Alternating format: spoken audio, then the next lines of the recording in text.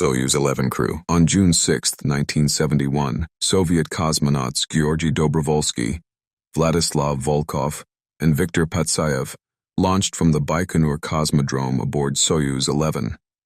Their mission appeared routine: dock with Salyut 1, the world's first operational space station, and spend 3 weeks conducting scientific experiments in orbit. Dobrovolsky commanded the crew, with Volkov serving as flight engineer and Patsayev as research engineer. The mission was intended to prove that humans could live and work in space for an extended period. The launch went smoothly, and 24 hours later, Soyuz 11 successfully docked with Salyut 1, making the crew the first people to live aboard a space station. Over the next 22 days, the cosmonauts carried out experiments in astronomy, biology, materials research, and Earth observation. Their mission set new endurance records and showed that humans could adapt to long periods in weightlessness. Communications with ground control remained calm and professional, and the crew completed their objectives so efficiently that they requested additional work to fill the remaining time. On June 29th, after completing a successful mission aboard Salyut 1, the Soyuz 11 crew sealed the hatches and prepared to return to Earth. At 21:28 Moscow time, the spacecraft undocked normally and separated cleanly from the station. About 40 minutes later, the service module engine fired for the deorbit burn, placing Soyuz 11 on course for landing in Kazakhstan. As the spacecraft entered the upper atmosphere, all systems appeared to be operating as expected. The service and orbital modules then separated from the descent module, leaving the 3 cosmonauts inside the small capsule that would carry them through re-entry and landing. The heat shield functioned as intended, protecting the crew compartment from the extreme temperatures of re-entry. The drogue parachute deployed at the correct altitude, followed by the main parachute, which opened properly and slowed the capsule to a safe descent. Moments before touchdown, the soft landing rockets fired automatically, cushioning the impact as Soyuz 11 came down on the Kazakhstan steppe at 2:17 a.m. on June 30th. Recovery helicopters were already overhead, and ground crews quickly approached the spacecraft, expecting to welcome 3 record-setting cosmonauts home. When the recovery team opened the hatch, they found all 3 cosmonauts still strapped into their seats, motionless and unresponsive. There was no evidence of fire or impact injuries, but it was immediately clear that the crew had not survived. A medical investigation later determined that a pressure equalization valve had opened too early during descent, allowing the capsule's atmosphere to escape into space. The valve was meant to activate shortly before landing, but instead opened while Soyuz 11 was still high above Earth's atmosphere. The cabin lost pressure in just 112 seconds, creating a rapid decompression that the crew could not survive without pressure suits. Investigators later found that the valve had been damaged during module separation, likely when explosive bolts fired to detach the orbital and service modules. The crew probably lost consciousness within seconds and died shortly afterward from oxygen deprivation. The disaster led to major changes in Soviet spacecraft design, including stronger pressure valves and a new requirement for cosmonauts to wear pressure suits during launch and re-entry. Columbia disaster, STS-107. On January 16, 2003, Space Shuttle Columbia launched from Kennedy Space Center on STS-107, a 16-day scientific research mission. The 7-member crew included Commander Rick Husband, pilot William McCool, mission specialists Kalpana Chawla, David Brown, Laurel Clark, Michael Anderson, and payload specialist Elin Ramon. Unlike missions focused on station assembly, STS-107 was dedicated entirely to research, with the crew conducting more than 80 experiments inside a laboratory module carried in Columbia's cargo bay. During launch, tracking cameras captured a large piece of foam insulation breaking away from the external tank's bipod ramp area and striking Columbia's left wing leading edge. The impact occurred 81.7 seconds after liftoff, while the shuttle was traveling at roughly 1,568 miles per hour at an altitude of about 65,000 feet. The foam weighed approximately 167 pounds and measured around 21 by 27 inches, making it larger than the debris normally seen separating from the external tank. NASA engineers later reviewed the footage, but the strike was treated as a familiar issue because previous foam impacts had not caused serious mission damage. A debris assessment team made up of NASA and Boeing engineers requested high-resolution images of Columbia's left wing from military satellites or ground-based telescopes to determine whether serious damage had occurred.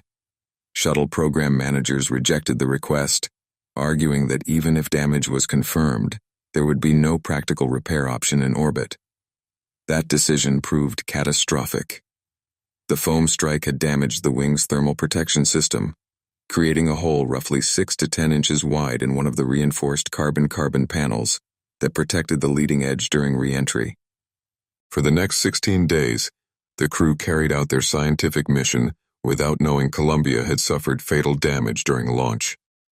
Working in shifts around the clock, they completed their planned experiments and maximized the mission's research output. Communications with mission control remained routine and positive, with no sign that the crew suspected any danger. On February 1, 2003, Columbia began re-entry over the Pacific Ocean, firing its orbital maneuvering engines to slow down and descend from orbit. As Columbia descended through the upper atmosphere at more than 17,000 miles per hour, it began encountering thin layers of atmospheric gas that gradually slowed the shuttle through friction. At first, re-entry appeared to proceed normally, with the crew following standard landing procedures for Kennedy Space Center.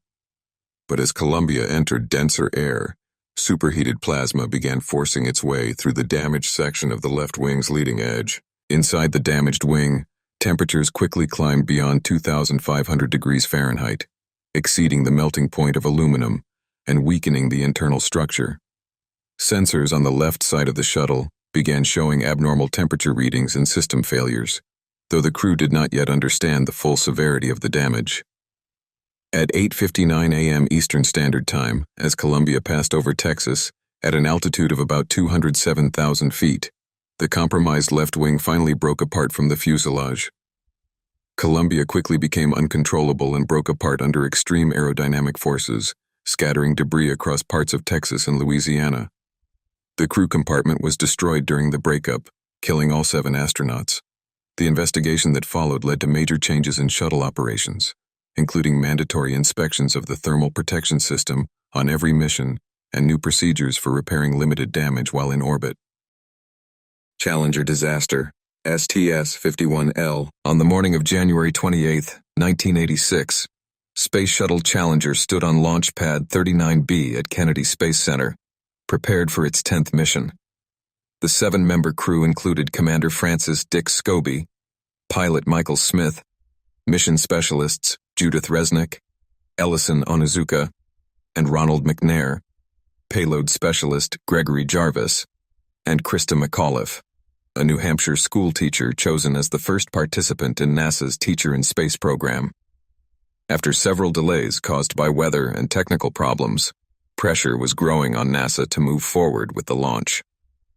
The night before launch, engineers at Morton Thiokol, the company responsible for the shuttle's solid rocket boosters, raised serious concerns about the unusually cold conditions.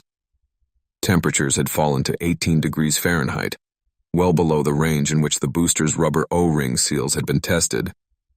Senior engineers Roger Boisjoli and Alan MacDonald warned that the cold could make the seals too stiff to function properly, allowing hot gases to escape from the rocket motors. During a tense teleconference with NASA officials, those concerns were challenged, and under pressure to avoid another delay, Thiokol management overruled its engineers and approved the launch. At 11:38 a.m. Eastern Standard Time, Challenger lifted off into a clear blue sky as hundreds of spectators watched, including Krista McAuliffe's family and students. During the first minute of flight, the shuttle's main engines and solid rocket boosters appeared to operate normally as the vehicle climbed toward orbit. But 59 seconds after liftoff, high-speed cameras recorded a small flame near the lower joint of the right booster.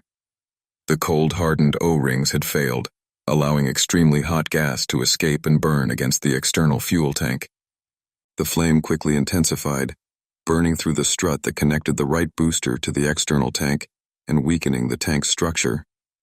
At 72 seconds into flight, Challenger was traveling at nearly Mach 2 at an altitude of about 48,000 feet when the damaged external tank ruptured. Thousands of gallons of liquid hydrogen and oxygen were released and ignited, tearing the shuttle apart in front of the watching crowd.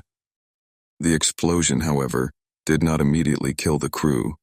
The crew compartment, designed to endure the forces of launch and re-entry, separated from the explosion and fell toward the Atlantic Ocean in a ballistic trajectory.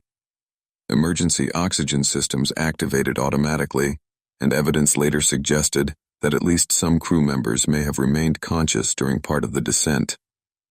Just before the shuttle broke apart, pilot Michael Smith was heard saying, "Uh-oh," indicating the crew realized something had gone terribly wrong. The cabin fell for 2 minutes and 45 seconds before striking the ocean about 18 miles offshore at more than 200 miles per hour. The impact with the ocean was unsurvivable, killing all 7 crew members. In the aftermath, NASA suspended shuttle flights for 32 months, while a presidential commission investigated the disaster and recommended major safety changes. The solid rocket boosters were redesigned with stronger O-ring seals and joint heaters to improve sealing performance in cold weather and prevent a similar failure from happening again. Vladimir Komarov, Soyuz 1. On April 22, 1967, Vladimir Komarov moved through the corridors of the Baikonur Cosmodrome with the awareness that the mission ahead could cost him his life.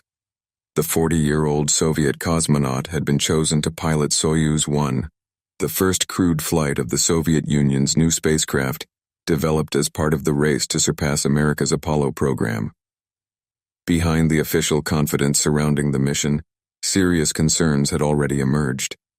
Komarov and several others within the Soviet space program knew the spacecraft was far from ready.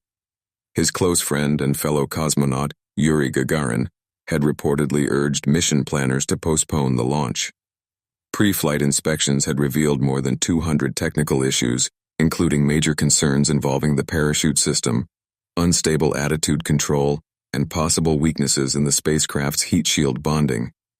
Soviet engineers had repeatedly warned officials about serious defects in the Soyuz spacecraft, but their concerns were ignored under pressure from the Kremlin. The launch was planned around Lenin's birthday and the May Day parade, giving Soviet leaders a chance to present the mission as a political victory.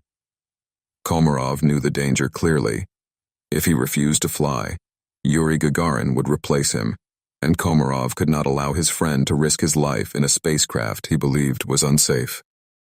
At 3:35 a.m. Moscow time on April 23rd, Soyuz 1 launched from Baikonur into the pre-dawn darkness. Almost immediately, the mission began to unravel.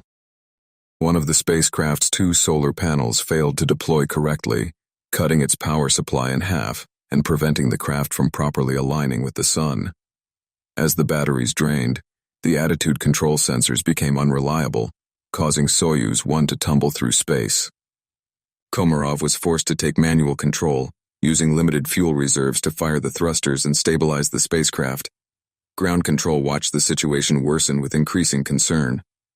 The planned rendezvous with Soyuz 2, which was scheduled to launch the next day carrying 3 cosmonauts, was cancelled soon after the failures became clear.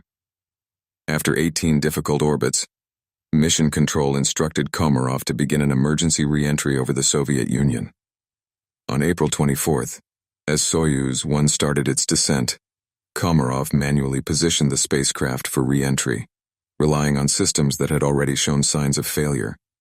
At first, the descent through the upper atmosphere appeared normal, with the heat shield protecting the crew compartment as intended. As Soyuz 1 slowed to subsonic speed at around 23,000 feet, the main parachute system failed. A defect identified months earlier caused the parachute to remain trapped inside its container, leaving the spacecraft with almost no drag to slow its fall. Komarov then activated the backup parachute, but it became entangled with the partially deployed main chute and drogue parachute, making the entire system useless. As the capsule plunged toward Earth at more than 250 miles per hour, ground listening posts captured Komarov's final transmissions, filled with anger toward those who had sent him into space aboard a spacecraft he knew was unsafe. At 7:24 a.m., Soyuz 1 slammed into the ground near Orenburg with catastrophic force, carving a crater and igniting the remaining fuel on impact. The descent module was crushed almost flat, leaving the spacecraft barely recognizable. Komarov was killed instantly, and recovery teams later faced the difficult task of removing his remains from the wreckage. His death triggered a major overhaul of the Soviet space program, delaying crewed flights for 18 months, while engineers redesigned the parachute system and corrected the safety failures that had been ignored before launch.